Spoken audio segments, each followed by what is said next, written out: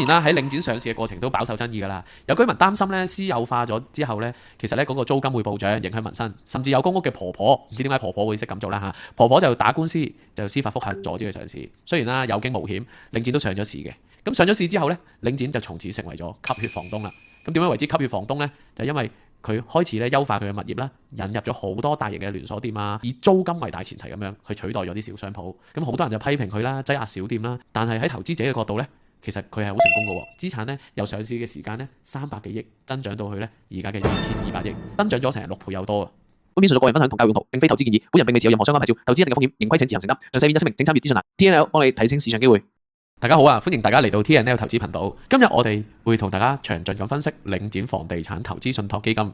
領展股票代碼0823，係香港嘅藍籌股，亦都係恒生指數成分股。佢係亞洲最大嘅 REIT 嚟嘅，有好多收息族都視佢為收租之王嘅。近年領展嘅股價波動都好大，亦都有唔少爭議。今日我哋會從歷史、業務、股價表現同埋融資發展去分析下領展呢間公司嘅。首先，領展係咩呢？係香港第一隻上市嘅 REIT 嚟嘅，亦都係亞洲規模最大嘅 REIT 嚟嘅。按資產價值去計算呢，佢有2229億港元嘅資產，截至2025年9月30號嘅年報。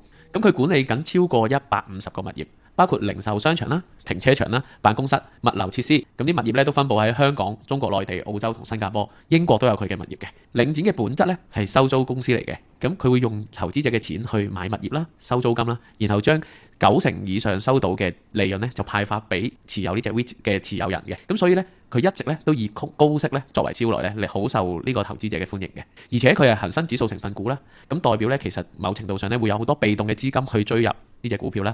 咁所以咧理論上咧喺嗰個價值上咧係有一定嘅承托力。咁所以咧一直以嚟咧領展咧都好受呢個食色一族嘅歡迎嘅喎。領展其實喺2005年11月25號上市嘅，由於市值大啦、流通量又高啦，喺2011年9月已經成為呢個恒生指數成分股㗎啦。咁亦都係因為佢呢個地位啦，所以咧有好多機構投資者咧都會投資呢隻股票啦，咁令到佢咧更加容易咧得到一啲嘅融資嘅。咁跟住落嚟，我哋可以講下領展佢嘅歷史啦。其實領展嘅發展咧都好戲劇性嘅。領展前身咧其實係房屋委員會嚟嘅。喺2005年啦，政府為咗咧籌錢啊，起更加多嘅公屋，所以咧就將房委會旗下嘅151個商場咧就打包上市。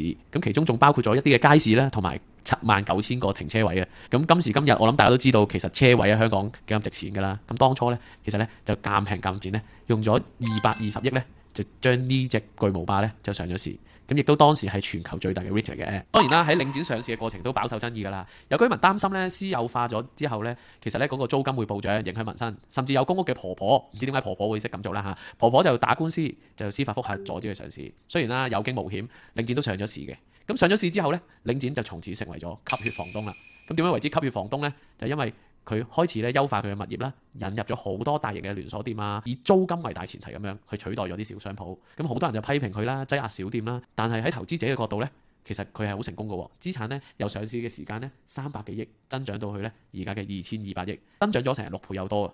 咁唔講大家可能唔知啊，領展咧原本咧喺啱啱上市嘅時候咧，佢係叫領匯嘅。喺2015年嘅時候咧，佢由領匯改名做領展，象徵住咧佢嘅轉型，準備進軍內地同埋海外市場嘅。之後就積極多元化啦，唔再靠香港嘅單一公屋商場做佢嘅業務發展啦。當然香港仍然係佢核心，但係咧海外嘅增長都好快，尤其是澳洲啦、新加坡嘅零售業務。當然啦，大家都應該會睇到好多新聞，就係話領展亦都積極喺內地收購商場啦。咁而家我哋詳細睇下咧領展佢嘅股價表現，好多人都好關心領展咧上市呢20年佢嘅股價走勢嘅。咁其實咧佢嘅走勢可以分為幾階段嘅。第一階段就係2005年至2007年啦。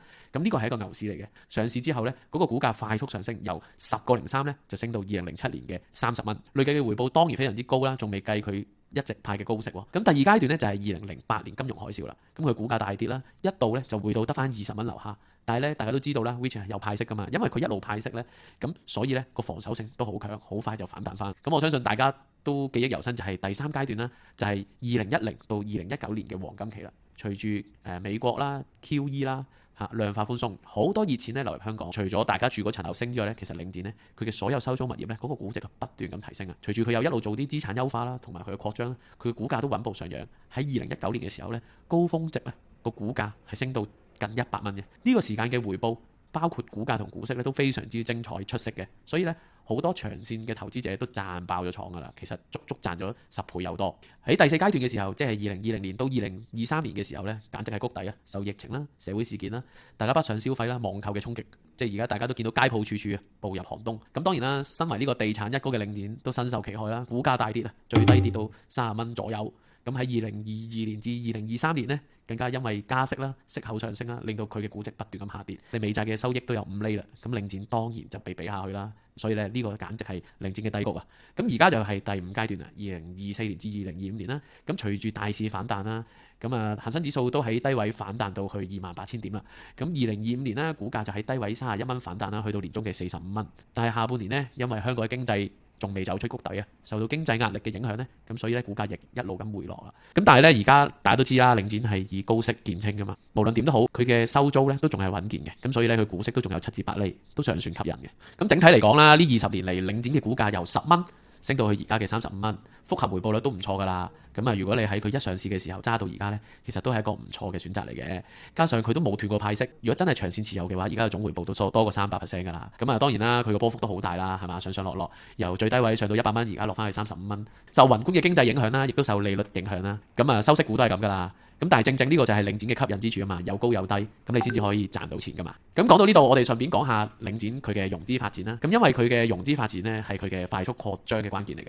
再就一啫，領展係多渠道咁樣去集資嘅，佢可以用債券啦、銀行貸款啦同埋公股去集資嘅。喺上市嘅初期呢，其實領展呢係透過 IPO 啦同埋銀行嘅債券去集資嘅，去收購一啲嘅海外嘅資產啦。佢都多次發債呢，例如2016年呢發行綠色債券呢，去籌集5億嘅美金，去進行多啲嘅可持續發展嘅業務啦。近年呢，就利率上升啦，融資壓力都大嘅。喺2023年嘅時候呢，佢進行咗一次呢大型嘅供股啊，1供5啦。咁每個單位嘅領展呢，就以44個億去供股，咁啊集資咗188億港紙啦，主要就用嚟還債同埋作未來收購之用嘅。呢次供股咧就加強咗佢嘅資產負債表啦，亦都減低咗佢嘅負債水平嘅。咁截至2025年9月啦，即係基於佢嘅中期業績，大家都可以睇到咧，其實佢平均嘅借貸成本都好低，3.22%，債務到期咧平均都要2.9年先到期嘅。咁其實都一啲財政壓力都冇啊，非常之穩健。因為而家開始減息啦，咁佢都積極用緊一啲方法啦，去置換翻一啲嘅低息嘅債券啦。咁佢喺呢方面其實我都覺得佢做得好好嘅。咁而家我哋睇下啲業務啦，其實喺2025年9月咧，佢嘅業績報告都仲講緊，就係話佢其實主要咧香港都係社區商場啦、停車場為主嘅。咁個出租率咧都真係令到大家好滿意嘅，97.6% 啦。咁喺內地咧，咁佢嘅商場咧其實咧佢都好醒目嘅，主要都留翻喺北上廣深嘅商場啦。咁另外海外咧就係澳洲啦、新加坡啦、英國咁樣嘅，咁啊都係一個好大嘅增長引擎嚟嘅。因為咧其實如果大家有留意啦，美國就開始減息啦。如果佢繼續減息嘅話咧，其實美元會走弱嘅。咁如果港紙嚟講咧，走弱嘅話，即係相對嚟講，海外嘅貨幣譬如澳紙啊、英鎊啊，可能會升翻啦。咁可能喺整體估值上咧，亦都有增值嘅。